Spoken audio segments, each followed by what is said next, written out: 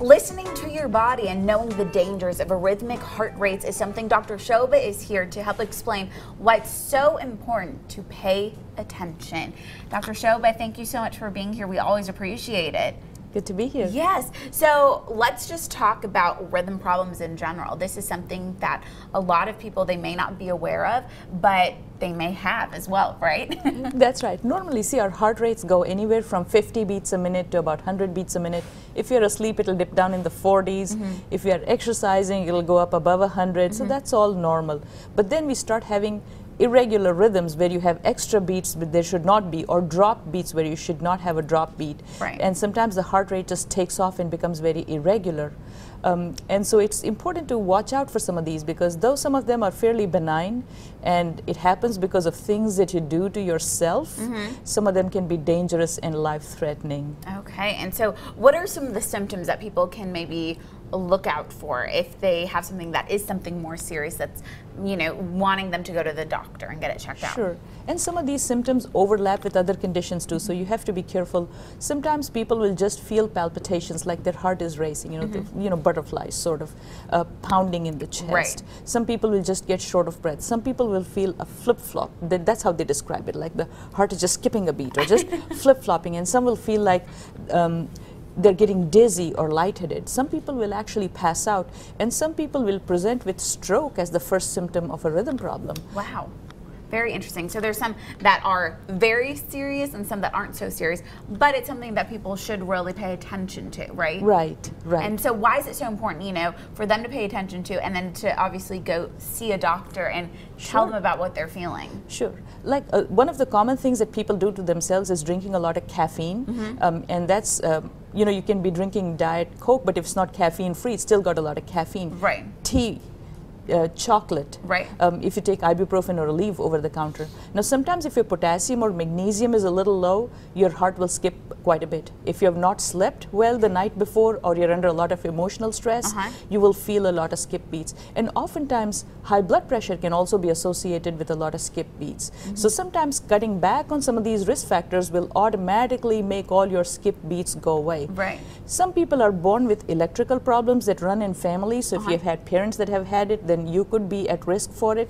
And sometimes doing a simple zap treatment for that makes the arrhythmia goes away. Really interesting. One of the dangerous kinds is the atrial fibrillation, because that can be associated with strokes. Right. And so it would be important for people to keep a watch on that. And there are simple ways in which you can know it. If you know how to check your pulse, of course, that would be awesome. You know, if it's very regular, you know it's good. When you check your blood pressure at home, and oftentimes a lot of patients have blood pressure cuffs at home, and you will feel that little heart, you know, beating very, very regular, and then all of a sudden you will feel that beating erratic. So even if you don't have symptoms, but you see that little heart beating erratic, just on a blood pressure check, you know that something's not right. Right.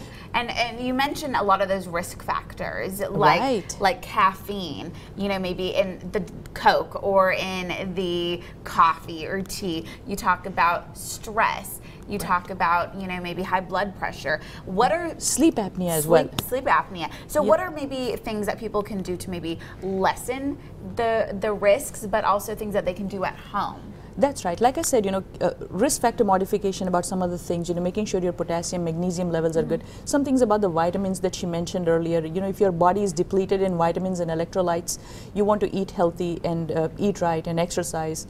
But in addition to it, you know, there are fun and fancy tools and gadgets that are available out there. I mentioned the simple blood pressure cuff. Right. That's good. Of course, going to the doctor and getting checked out is, of course, a cool thing to do. And we can give simple patches called Zeo patches that are little sticky things that you can put on the chest for 2 weeks. Wow. And it'll record your EKGs, and they're very good at finding rhythm problems.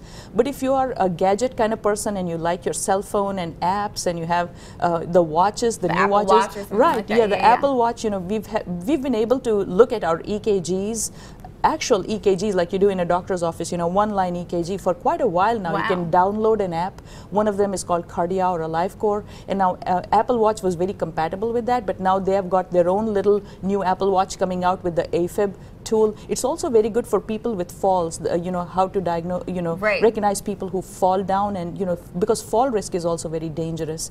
So you have very cool tools on your cell phone, and the new watches that are coming out as well for people who like gadgets. Right, and you don't have to shell out hundreds of dollars on these gadgets. You can find something, like you said, just an app on the phone, or as simple as a blood pressure cuff at home, right? Exactly. Right. Well, Dr. Shobva, thank you so much. We really do appreciate it. If you want some more information on anything that you heard today, you can just go to heart.org for all that information and much more.